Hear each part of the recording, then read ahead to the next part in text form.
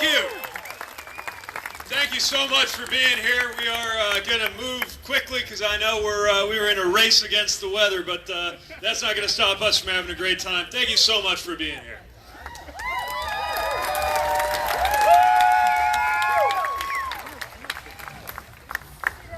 We're here because we know that we're at a moment in American history that comes along once in a while, I'd say once or twice in a lifetime, where the choices we make in the next 3 or 4 years decide what's going to happen in the next 30 or 40.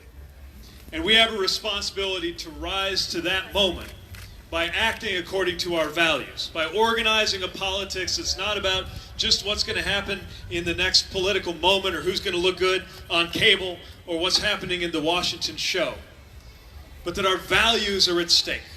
And as we do that, we also have an opportunity to change the conversation about what values mean in American politics. I need your help to put an end to the idea that freedom, security, and democracy are values that belong to one political party. Because things like freedom are not conservative values, they are American values, and we got to stand up for them. Yes. We know that you're not free if you don't have health care. Health care is part of freedom, just as much as cutting some unnecessary regulation.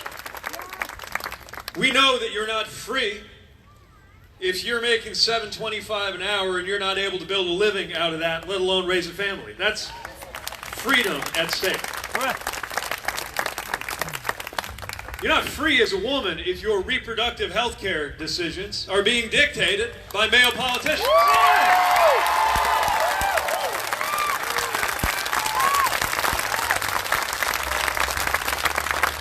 And you're certainly not free if a county clerk gets to tell you who you ought to marry based on their interpretation of their religion.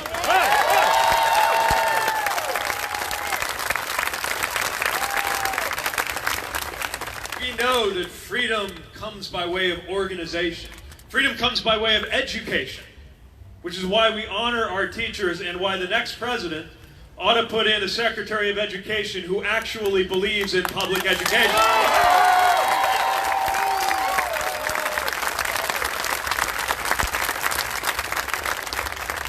And we know that every American is less free so long as we live in a country where racial inequalities persist, not just in criminal justice, but in economics, housing, home ownership, and health. We are all less free when those racial inequalities persist.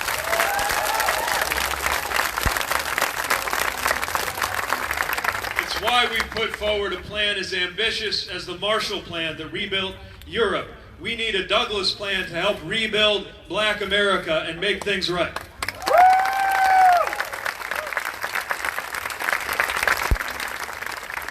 Goes to everything from how the federal government does business with minority-owned enterprises to making sure our criminal justice system is actually an instrument of justice rather than injustice.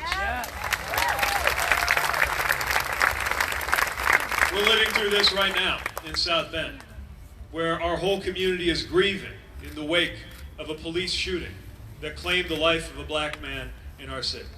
And while the facts are still coming in what happened, one of the reasons why we are all in so much pain is not just the anguish of a family, but it's the anguish of a community that knows what is at stake in policing, that knows the burden that lies over every community due to the fact that through our history, many of the worst moments in racial injustice in this country were served up at the hands of law enforcement, something that burdens every person of color and every police officer to this day.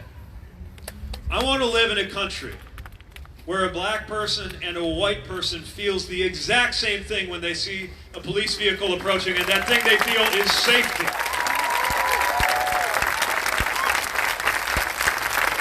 We got to work toward that together in the name of our values. And patriotism is another value that we have to insist is American, not Republican. Yes. The tall trees and the red soil around here are familiar to me because I first encountered them when I came to South Carolina on an extended stay courtesy of Uncle Sam doing combat training before going to Afghanistan. All right, we got a few veterans. How many veterans we got here? Thank you for serving.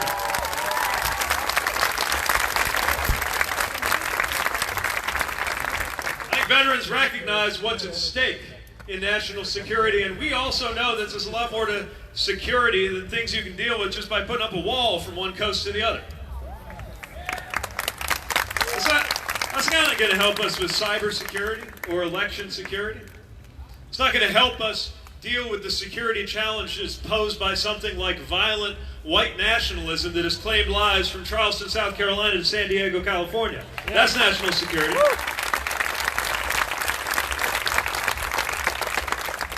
And climate disruption is a national security issue and deserves the resources that go into keeping us safe.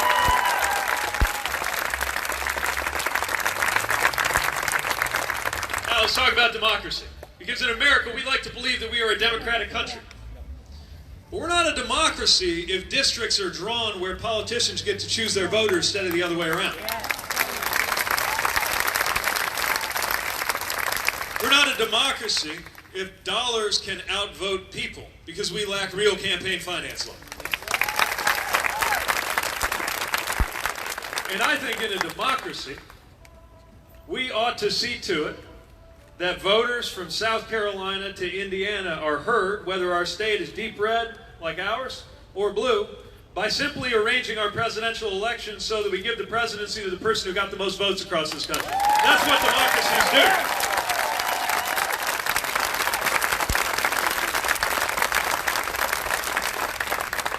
And of course, we know that the undemocratic tendencies that we have been seeing in recent years are often racially motivated and motivated by partisan reasons. Where I would say if your party decides that more voters voting means you're going to lose, that's when it's time to come up with some new policies, not suppress the vote.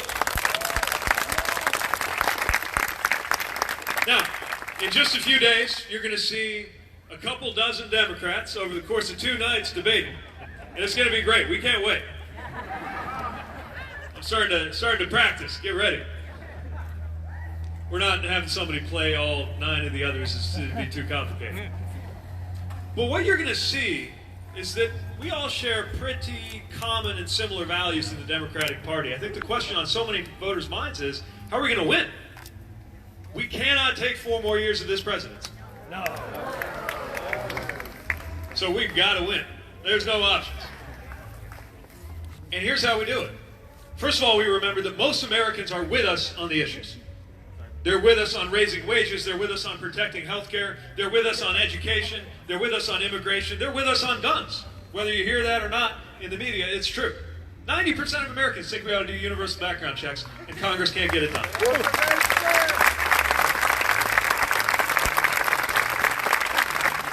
So the only way we can't win is if we're not talking about these issues and how they affect you. We can't win if we're talking about him.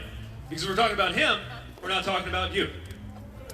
And so we're not going to try to go on his show, his game show, or reality show, or horror show, or whatever we're going to call it. You don't go on his show. What we're going to do is we're going to pick up the remote and change the channel completely.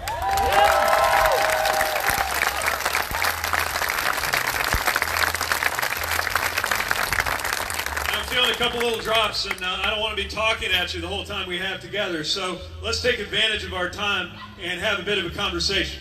We've got some questions, I think, gathered up here, and please welcome our Democratic leader and moderator for the day. How you doing? In uniform, I see, too.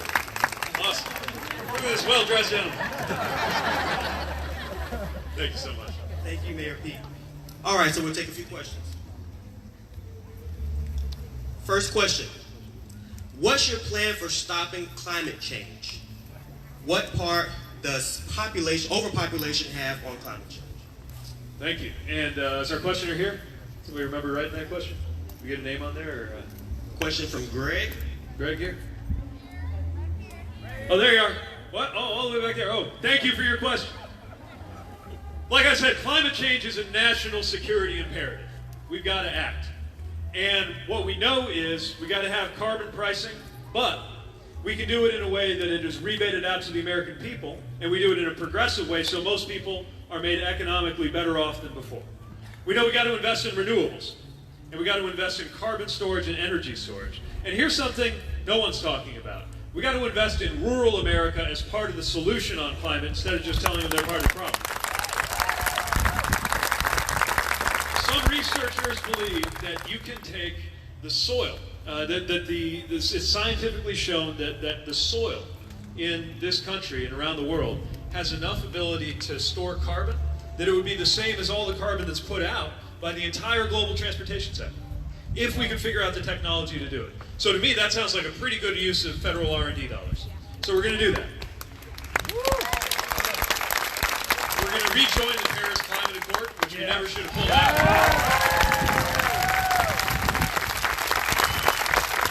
And then because we know so many of the solutions are at the local and state level, cities coming together to be more sustainable, we're going to follow it up with a Pittsburgh Climate Summit where the federal government promises to support states and cities in the good work that they already have underway. Yes. All right, our next question. What was your biggest surprise about your job as mayor when you took office? And what do you think your biggest surprise would be as president? Good question. Who asked that one? This is a question from Susan. Susan, you here? Hi, Susan. Well, the biggest immediate surprise was a snowstorm. So when you're a mayor, where I come from, snow is a really important part of your job, at least in the wintertime. I know it's a little different here. For us, if it's less than a foot, people expect it to be cleared up to where you can get to work. And so we had one the day I got sworn in. But then I learned a lot about plowing snow, and of course we got taken care of. So that was a surprise. The other big surprise is just the number of things you get asked about. The number of things that wind up on your plate. Things you plan on for months, and things that hit you out of the blue. That you have to figure out how to respond to. Not just technically, not just in terms of policy, but morally. When you have a no-win situation, or a moment where people are being divided against each other, how do you summon a community to feel better and to rise to their highest values? It could be something that happens half a world away. When the New Zealand shooting happened, that horrible shooting that targeted so many Muslim worshippers there, we had outreach from the Islamic Center in our community, the mosque that serves people in South Bend, about how fearful they were having seen that happen. It was Friday, it's their day of prayer. It's the day they were coming together to pray. And I realized, this is nowhere in the handbook on how to be a mayor, but I realized part of my job was to let them know that the city stood with them, that they were going to be kept safe, and that they belonged in our community just as much as anyone else. So,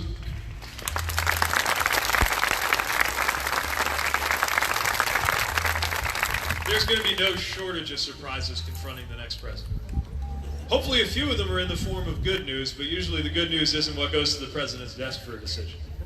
But that's why it matters so much, especially when impossible situations come up, where there's no easy answer or right answer. That we have a president who's in touch with the values that motivate us as a country. And that's what this campaign is about.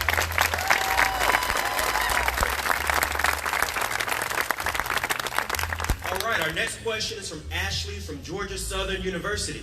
All right. Ashley. All right. Ashley's question is, what is your advice to young people trying to advocate for social change in the current climate? All right. Well, first of all, thank you for being engaged and involved. I'll try not to give the self-serving advice, which is to become part of our campaign and be active there, but I do hope you'll do that. But if you think about it, major positive social change almost never comes about without young people rising up and being part of it.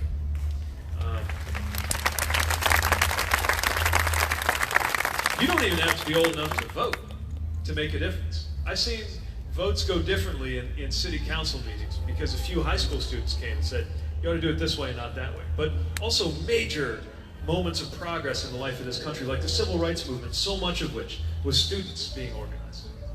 And what excites me about this moment, what excites me about this crowd, is the chance for an intergenerational alliance. Young people, yes, but also people, our parents and grandparents' age, at our side cheering us on to get this done. And I see that potential in the moment that we're in. The last thing I would mention is that nothing has more of a moral effect, I think, on a leader than a young person asking an urgent question or demanding change. A 12-year-old, a few days ago at an event, asked me what we were doing about gun violence and what we were doing to keep schools safe. And while that question has always been on my mind, just as somebody who was in high school when Columbine happened, when you have a child ask you that question, the thing that you think about, of course, is how do I not let this person down? And when we have young adults, students, and young Democrats rising to call this nation to account for the question of whether we will succeed or fail to deal with climate change, which in our lifetimes is going to be make or break for our chances. Whether we will succeed or fail to have a fair economic policy, knowing the trillion-dollar holes blown in the budget for tax cuts for rich people will create bills that will come due in our lifetimes. That we have reached such a point of racial inequality in this nation that, in my view, it will either be solved in our lifetime or it will tear apart the American project in our lifetime. That each of these issues has a special urgency when young people are demanding change. And so my best advice is to stay involved, to rise up, to find friends, and this is the last thing I'll say, to engage people you know. Because it's one thing to respond to a campaign asking to get somebody's attention. It's another thing to respond to your friend. The most powerful thing that can get somebody off the bench and involved is for somebody they already know to say, hey, come with me to this event. Come join this, sign this petition with me. Be part of this action with me. Come see Mayor Pete speak with me. Look at that, all right. So you're ahead of the curve.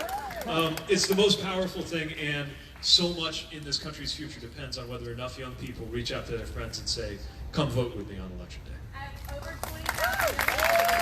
Awesome. Fantastic. Thank you.